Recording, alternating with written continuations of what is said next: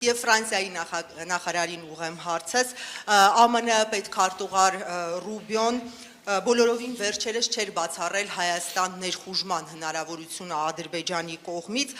Արևմուտքը ընդհանրապես, իսկ Ֆրանսիան մասնավորապես, ես ուզում եմ հասկանալ կոնկրետ ինչ քայլեր են իրականացնում Հարավային Կովկասում հնարավոր նոր էսկալացիան բացառելու համար, շնորհակալություն։ Je vais d'abord répondre à votre question, puis ensuite je vais compléter ma réponse à la question précédente.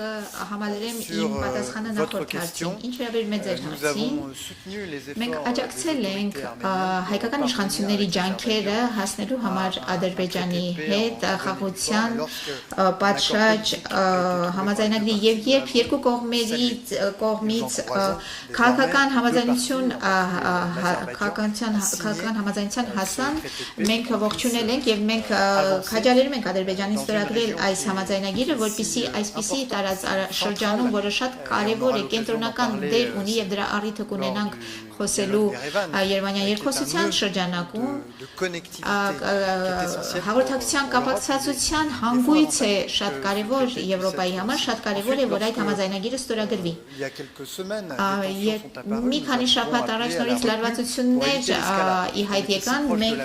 զսպվածության կոչ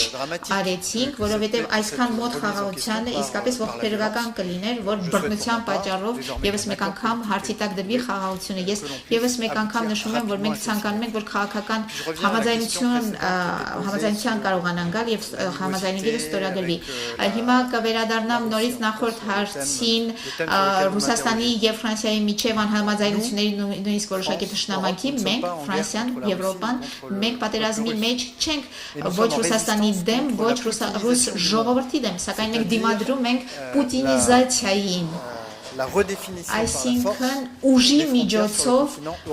եվրոպական մայրցամաքի վրա սահմանների վերագծմանը, այս սկզբունքը մենք չենք կարող ընդանել, դրա դեմ մենք դիմադրում ենք, այդ դիմադրությունը դրսևորվում է մեր աջակցությամբ